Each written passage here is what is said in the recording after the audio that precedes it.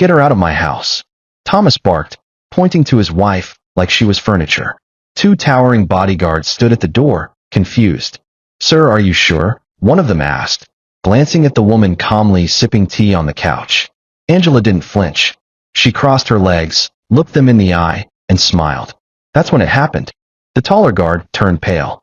Wait, is this Angela Williams? The name hit the room like thunder. Thomas froze. How do you know her?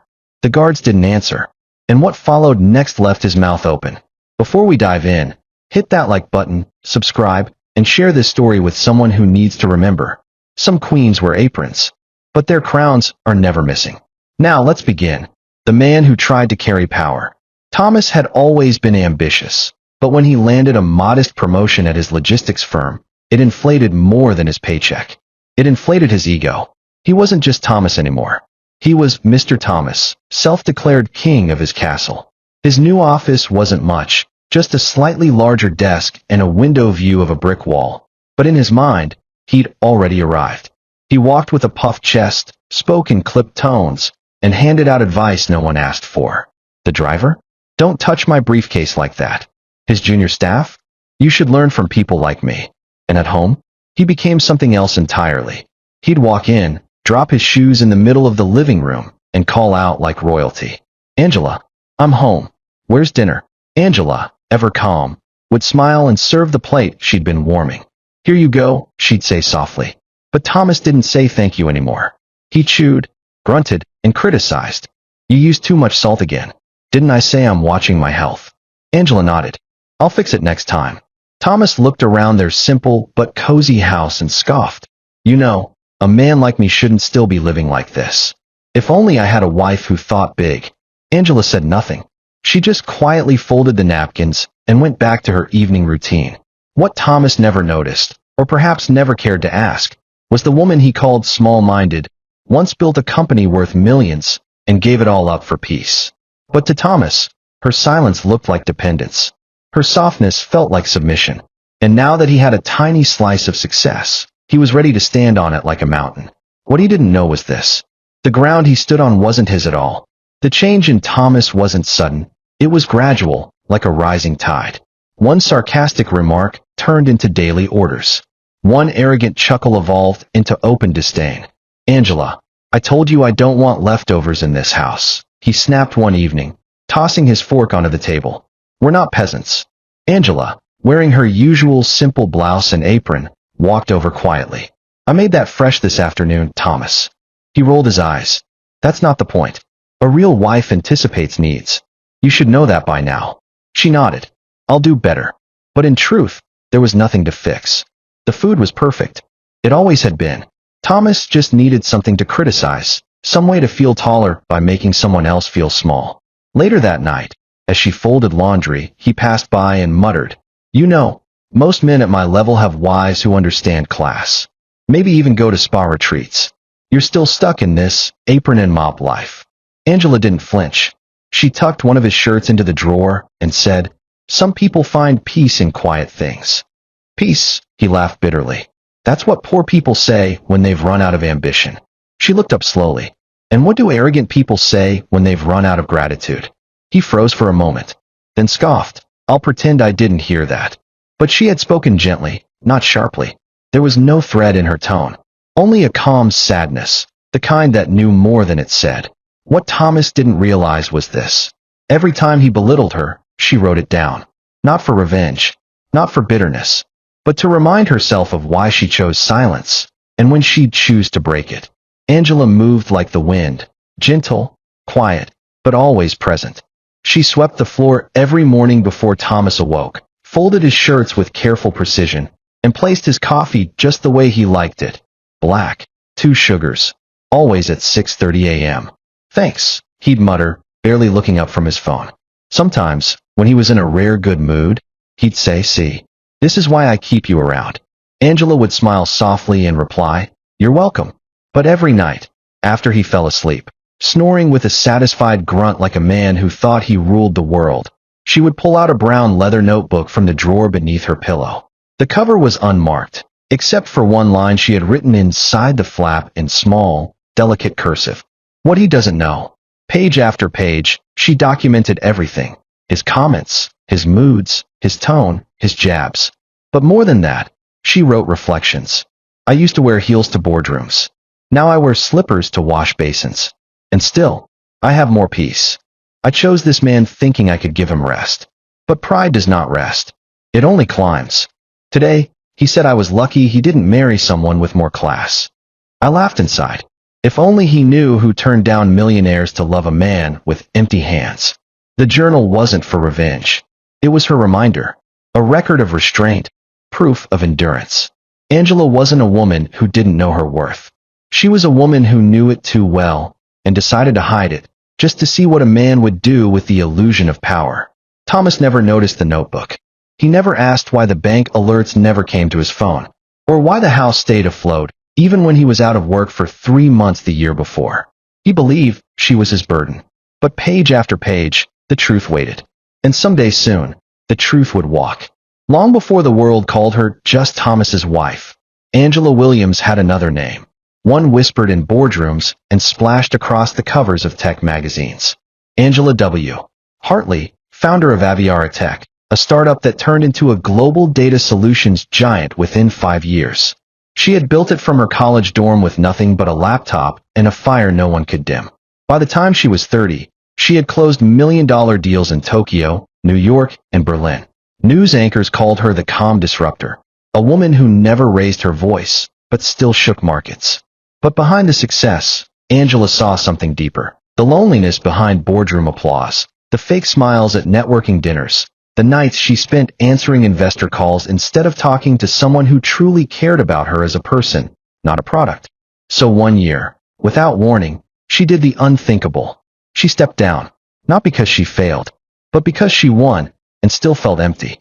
She left the company in the capable hands of her childhood friend and partner, Maria, who now served as CEO.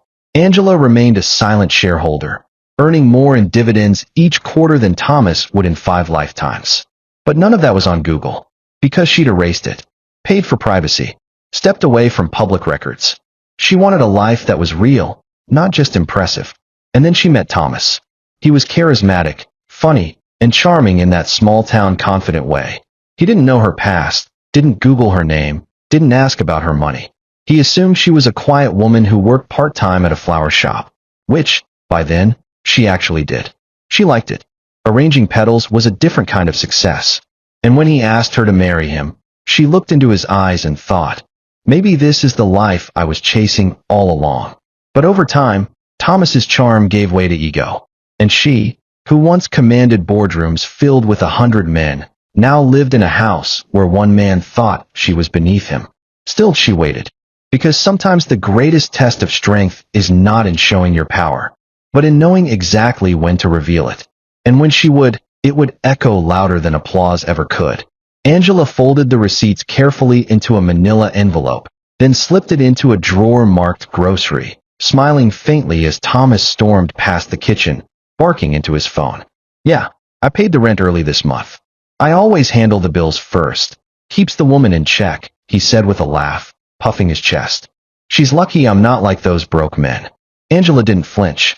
The truth? He hadn't paid a single utility bill in the past 7 months. He didn't know the mortgage had quietly shifted to her name 2 years ago, right after he lost his job, and she, silently, picked up the pieces through an offshore account linked to a dormant trust fund. She had created it long before she met him, for emergencies. And this marriage? It had become one. The money came from Hartley Trust Capital, disguised as household maintenance support, managed by a small firm in New Zealand. Even the bank alerts were muted, intentionally routed away from Thomas's reach. He thought he funded their life, but he was simply living in the shadow of her sacrifice. Every grocery bill, every school donation, every unexpected repair, covered by her. He'd sometimes boast to friends, my wife's low maintenance. Doesn't even ask for anything expensive. Angela would smile in the background and refill his cup. At night, he'd talk about building his empire. In the morning, he'd complain about how expensive the world was becoming. And still, she let him believe. Not out of fear, but out of patience. Because Angela knew, the loudest lies often fall hardest when the truth doesn't even need to raise its voice. She wasn't hiding her strength. She was watching his character. And soon, the final test would come. It was a Saturday morning. The sun filtered gently through the living room curtains as Angela rearranged the flower vase on the center table. Thomas lounged on the couch in a silk robe, sipping instant coffee he swore tasted imported. A knock came at the door. Angela wiped her hands and went to answer it. When the door opened, her eyes softened. Standing before her was a tall, neatly dressed man in his early 50s, holding a small package. "Good morning, ma'am," he said, bowing slightly. "I was passing through and thought I'd drop this off. It's from Maria. She said it was from your old office." Angela's eyes flickered. "Thank you, Daniel. That's very kind of you." Thomas peered over from the couch. "Who's at the door, Angela?" She stepped aside as Daniel entered slightly to greet him. "Oh, this is Daniel. He used to help with transportation a long time ago." Daniel, respectful and poised, extended a hand. "Good day, sir." Thomas gave him a dismissive glance. One of the old neighborhood cab guys, huh?" Angela said nothing. Daniel cleared his throat awkwardly. "Well, I won't keep you. Just wanted to drop this off." "Good to see you again, ma'am." Thomas let out a laugh. "Ma'am? You're being too formal. She's just Angela now. But thanks for the delivery." Daniel hesitated, then gave Angela a knowing look. One that lingered just a second too long, before he nodded and exited. Thomas chuckled, stretching. "These old guys crack me up. All this ma'am business like you're some royalty. Must think you're still running some kindergarten or something." Angela smiled politely and said, "Maybe it's just old habits." But inside, her heart beat a little heavier. That small slip, that "ma'am," had nearly exposed a truth she'd worked hard to keep quiet. Her past was still out there, loyal and watching. And when the time came, her silence wouldn't protect Thomas anymore. It would expose him. By now, Thomas believed he was untouchable. The small promotion he had received months ago had become the cornerstone of his inflated identity. He walked with a swagger, laughed with a sneer, and spoke as though every word deserved applause. But the worst of it?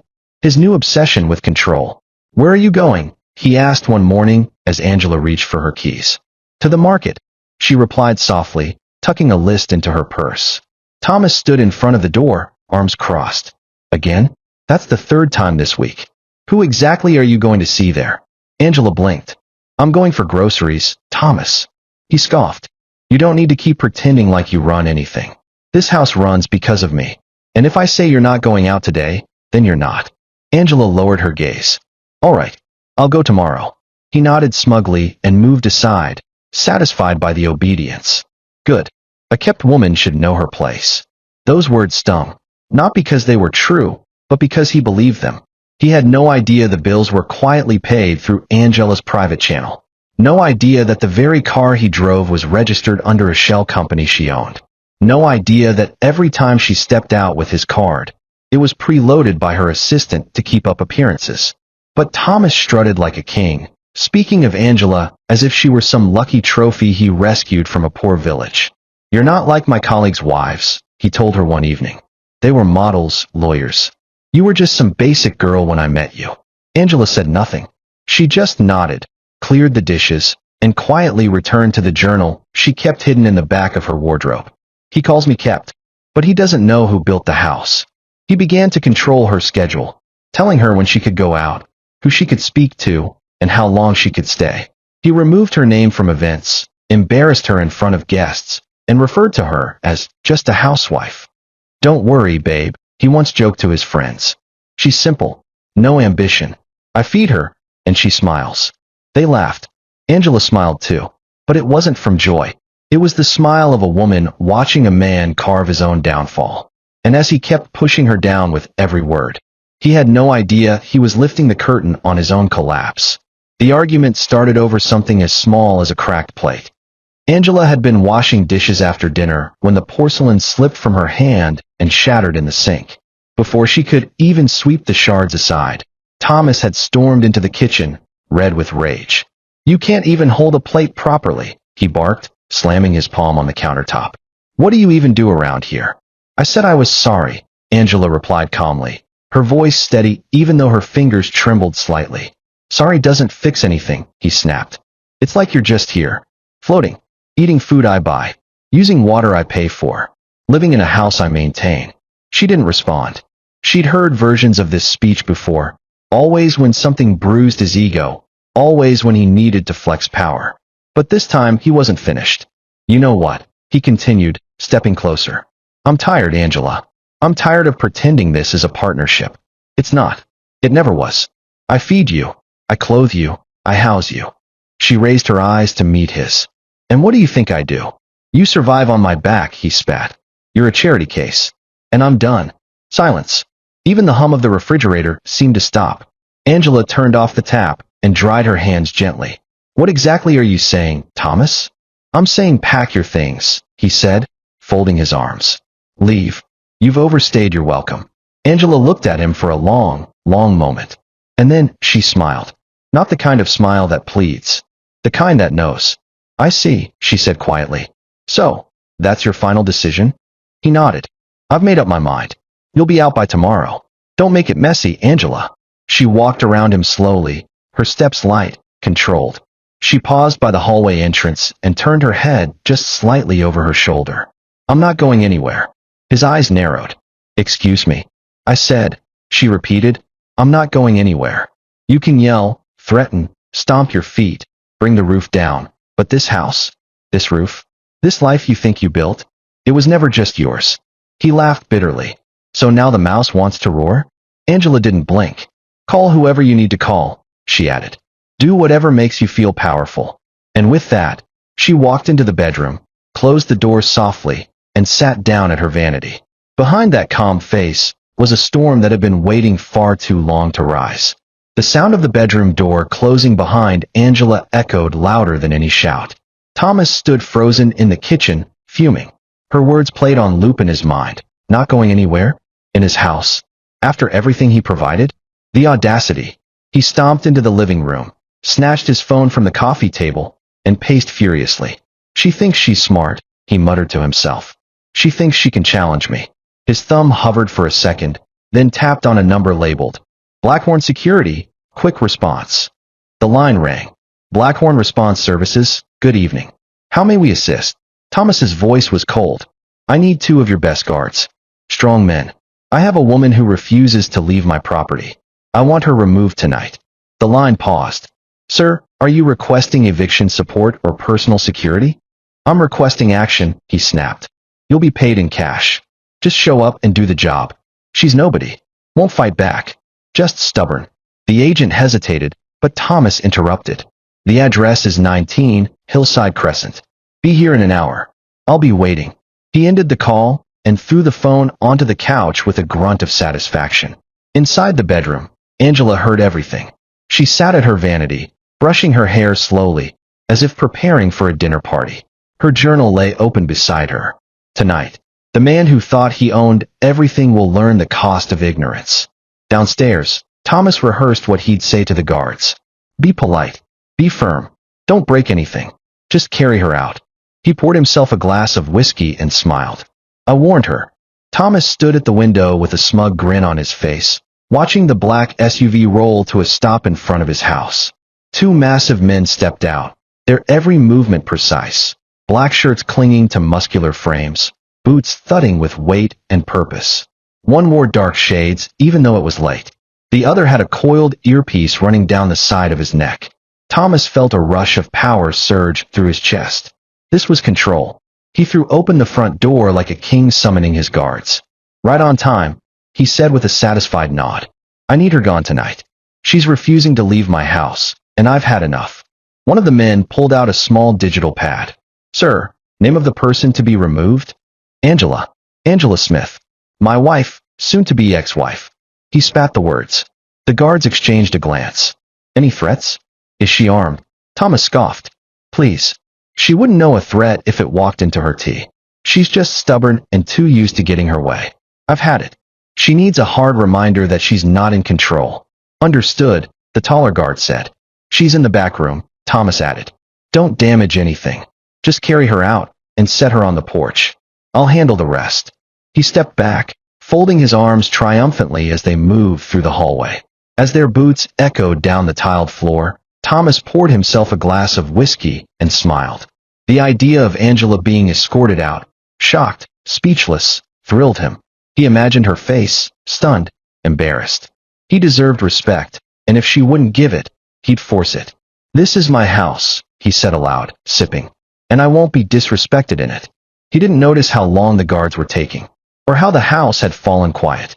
But within minutes, the sound of footsteps returning would bring not the victory he expected, but the beginning of his reckoning. The two bodyguards approached the bedroom door with slow, heavy steps. The hallway lights cast a calm glow across the walls, but tension hummed in the air. The taller one, Marcus, raised his hand to knock, but before he could, the door opened on its own. Angela stood there, not shaken, not angry, but poised. She wore a long, ivory robe, her hair tied back neatly, her face glowing with a quiet strength. The room behind her was pristine, candles flickering softly, and a leather-bound journal rested open on the side table. The moment the guards saw her, everything shifted. Marcus blinked, took one step back. His partner, Chris, straightened instinctively, like a soldier recognizing a superior. Angela tilted her head gently. "Good evening, gentlemen. You must be here for me." Marcus swallowed hard. "Ma'am, forgive me." His eyes darted to Chris, who was staring wide-eyed. Is this Angela Williams?" Chris whispered under his breath. Marcus nodded slowly. "Yes, Altara Holdings. Board-level founder. Silent chair on 3 fintech councils. Investor in 3 of our own past clients." Angela's smile barely moved. "So you do remember." The men stood in complete silence. Their composure crumbled beneath recognition. Chris cleared his throat, then turned to Marcus. We can't do this." Angela held up a calm hand. "No need to panic. I'm not angry. Just surprised he called you." She stepped forward slightly. "Did he tell you why?" Marcus nodded slowly. "He said you were trespassing. Refused to leave." Angela's gaze didn't flicker. "And did he tell you who paid for this house?" Chris shook his head, embarrassed. She smiled again, gently. "Tell him I'll be ready in 5 minutes, for removal." Both guards stared at her, unsure if it was a joke. "But ma'am," Marcus started. "Please," she said firmly, yet warmly. "Do as he asked. After all, he believes I'm just a burden. And tonight, he wants the burden removed." As they turned to leave, Chris whispered to Marcus. "Does he even know who he's married to?" Marcus muttered, "He's about to find out." As Marcus and Chris stepped out of the room, their boots suddenly felt heavier. The gravity of the moment settled on their shoulders like armor, not the kind that shields, but the kind that warrants.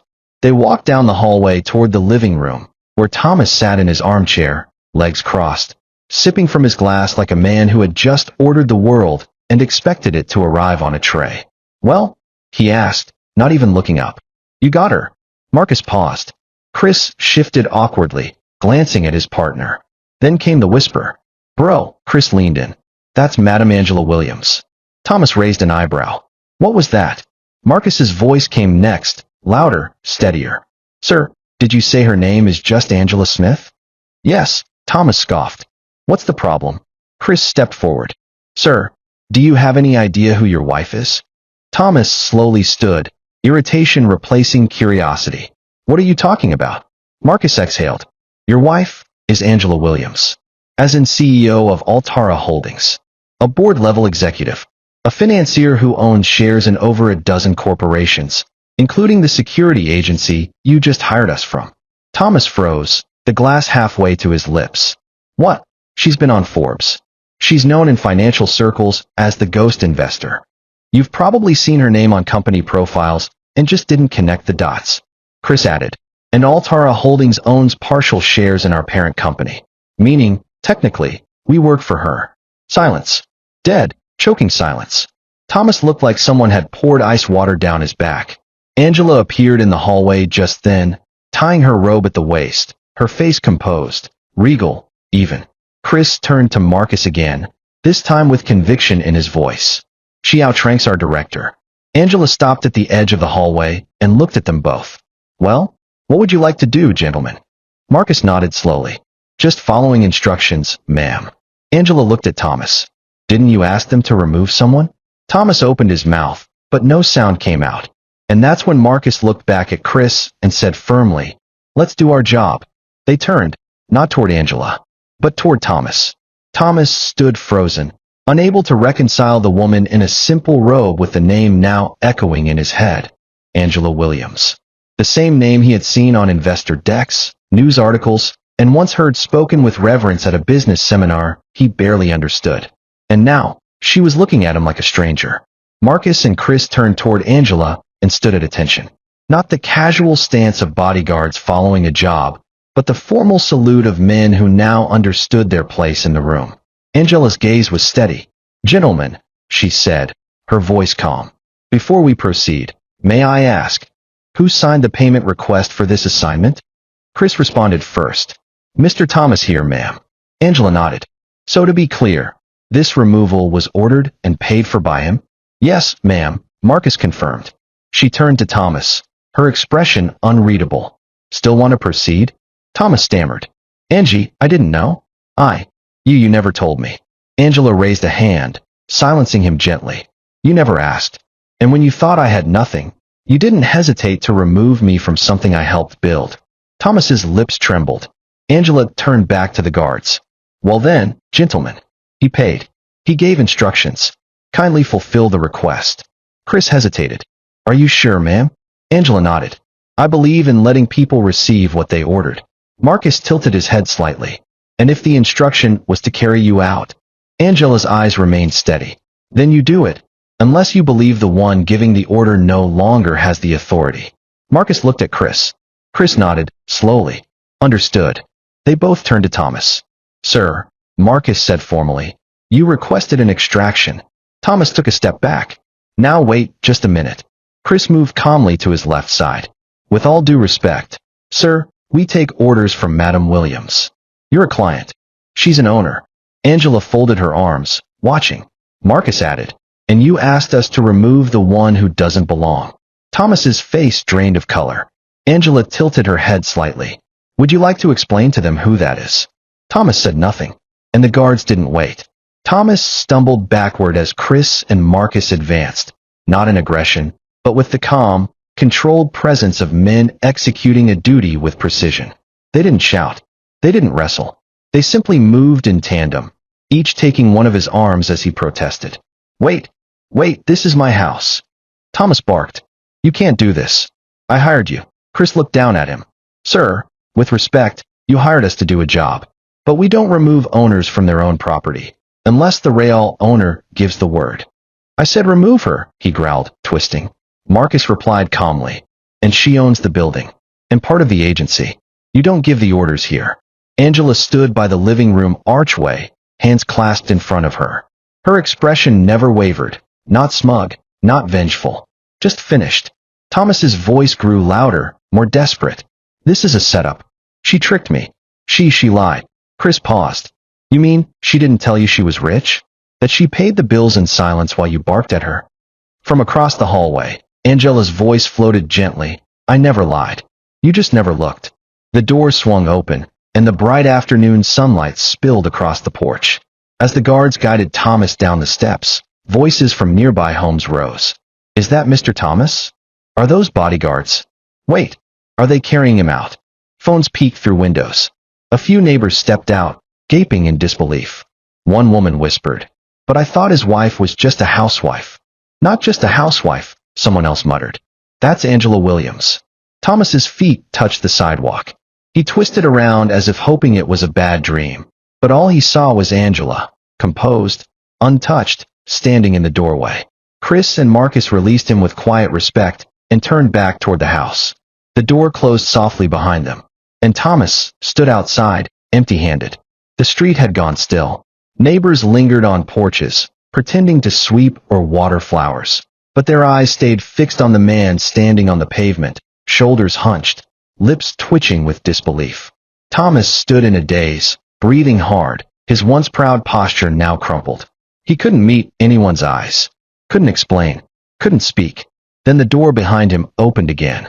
Angela stepped out slowly, graceful, elegant, and unapologetically powerful.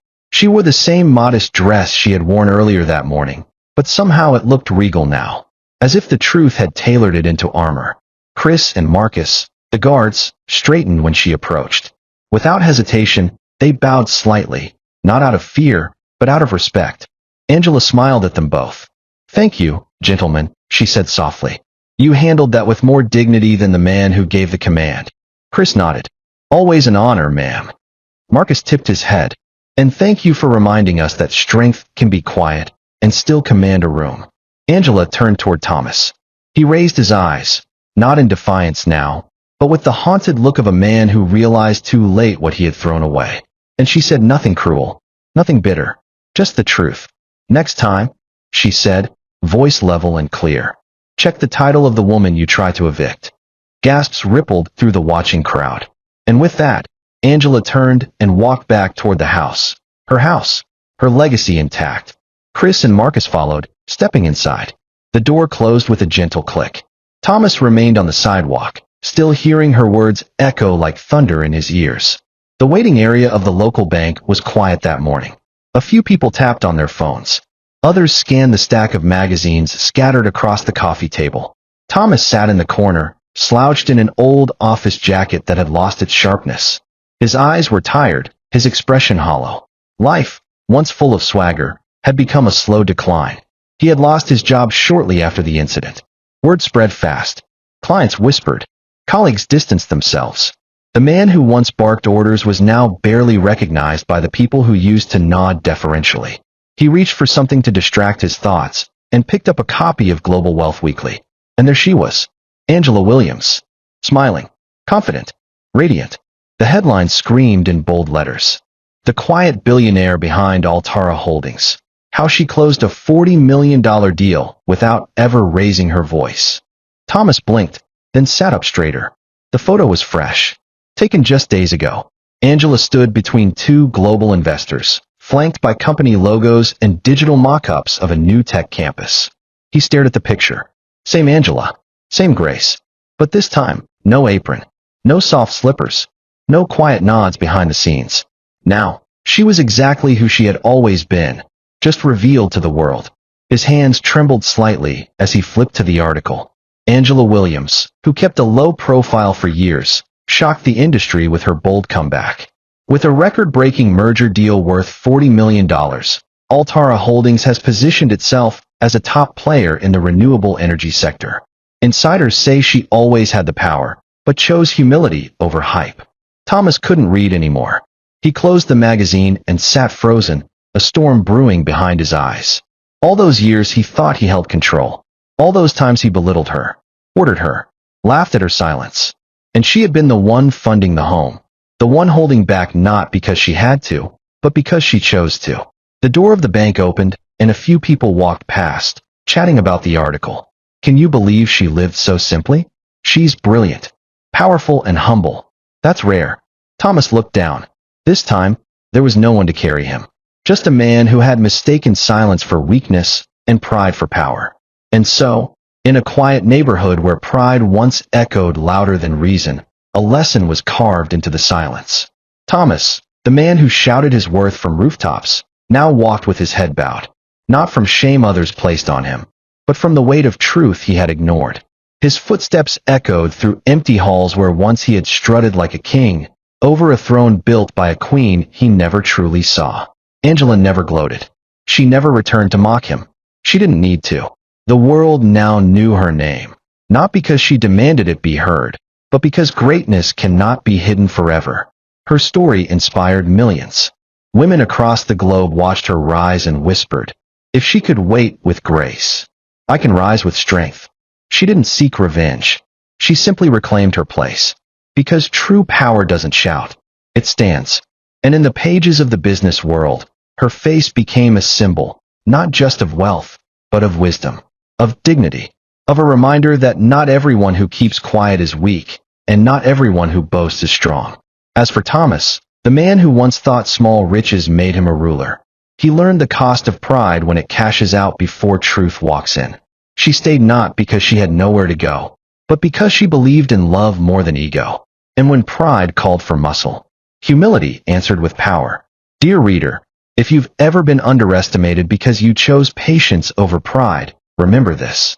You are not weak. You are watching, waiting, building, and one day, when the time is right, your silence will roar louder than their noise ever did. If this story moved you, inspired you, or made you reflect, don't keep it to yourself. Like it, share it.